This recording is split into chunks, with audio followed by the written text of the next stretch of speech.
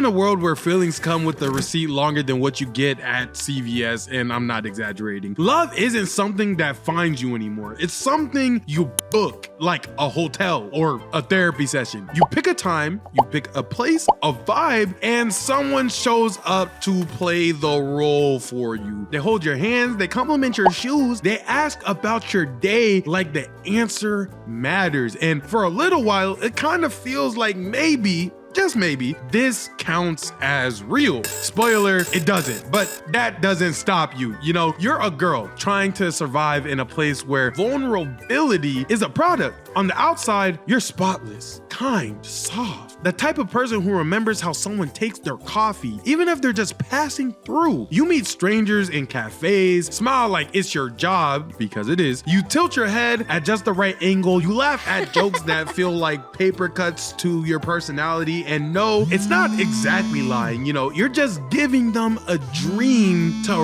rent for an hour or two. They pay for the feeling of being chosen by you, and you get to keep the lights on. Fair trade, right? You know, not too bad. Well, you have your own dreams too, you know, acting school, a reel that you did make someone actually call you back, maybe even a room that feels like yours instead of something temporary. But none of that's free. So instead of chasing love, you rent out your warmth. You learn how to hold eye contact like it's intimacy. You learn how to disappear when the check clears. And when you come home, barefaced, tired, the fake laughter still buzzing in your throat, pause, but not really because you're the girl. Anyways, you're alone again. And it's not the silence that gets to you. It's how loud it feels when no one's there to fill it. Then there's the other side. You're a guy now who's been cracked open more times than you can count.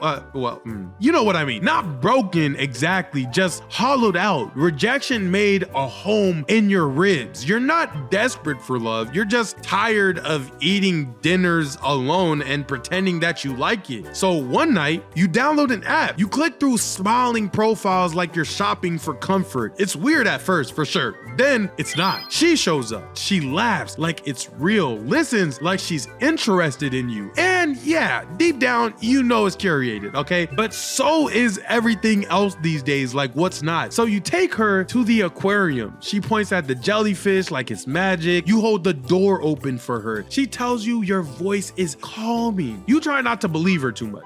You believe her anyways. You walk her to the train like you're someone who does this often every single day, and maybe you tip her just a little bit too much, and then you book her again. Except something happens. You run into her outside of the app, at the mailbox, in a class, somewhere normal, somewhere unscripted. Neither of you say anything, just a nod, a glance. The awkward weight of too many unspoken rules starts to sit upon you. She keeps up the act, and you try not to. And things get messier from here on out. She meets your family, you lie to your friends, an old crush circles back, and suddenly you can't breathe anymore. You're not booking her anymore. You're holding onto her like she's the last real thing that you have. She notices. Of course she does. You're not her first client to fall for the fantasy that she puts up. And you probably won't be her last. And honestly, that's the part that stings, because even though she knows how this works, even though she's built the entire walls of the boundaries that you're adhering to, she sees you spiraling, skipping meals, canceling plans, spending money you don't have to buy her time, and tiny gifts that feel too heavy in her hands. You call it love. She calls it dangerous, but still, she doesn't leave. And maybe she doesn't know how to, give her grace. Maybe you're easier to manage than the silence that she constantly has to go through, or maybe terrifyingly,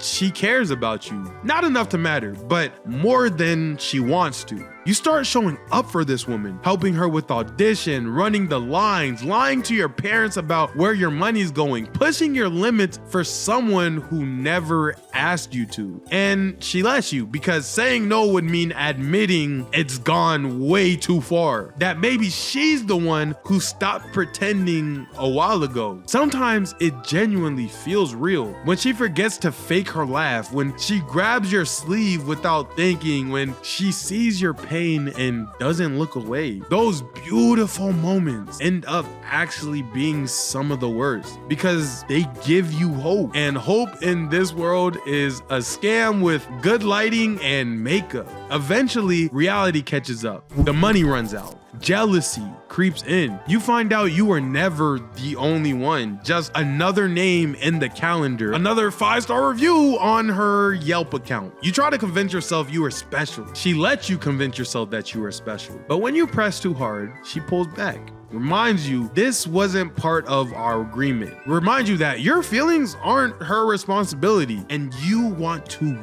yell. You want to ask how she doesn't feel it too, but you don't because you're afraid of what the answer actually might be. She has her own chaos. She has her own rent due, her own rejections piling up. Nights where she stares at herself and wonders if there's anything behind the smile that she holds. She can't afford to carry you too along her own journey, but she doesn't cut you off, not completely at least. You keep seeing her, keep booking her, not because it's romantic anymore, but because being alone feels worse. And she doesn't stop you from booking her because you're better than the silence. You're someone who asks about her dreams and remembers her favorite colors. You're not love, but you're something. This world isn't horrible because it wants to be. It's horrible because pretending is easier than being honest here. It teaches you to perform love, to schedule affection, to confuse validation with connection with somebody. But still, not everything sucks here. There are quiet, amazing moments, sitting on a bench and sharing some fries, trading dumb little gifts, watching a movie and not talking until the credits roll. Moments where no one's pretending, or at least pretending just a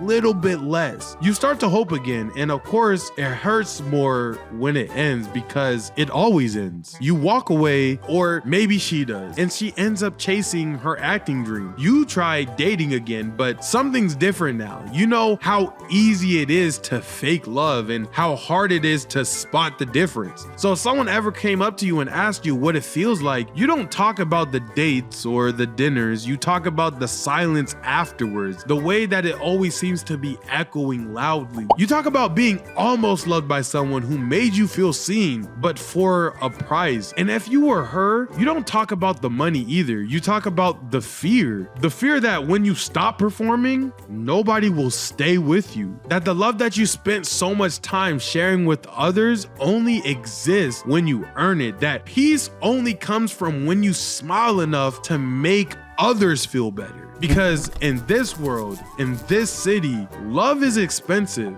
not just in money, but in energy, in time, in pieces of yourself you don't always get back. But you both keep reaching for it anyways, even when it hurts, even when it fails, even when you know that deep down, you're probably just characters in each other's storylines, waiting for a scene that was never going to be written, or images on a wall that's dangling onto the idea of love. You still have hope that it isn't just a crooked picture.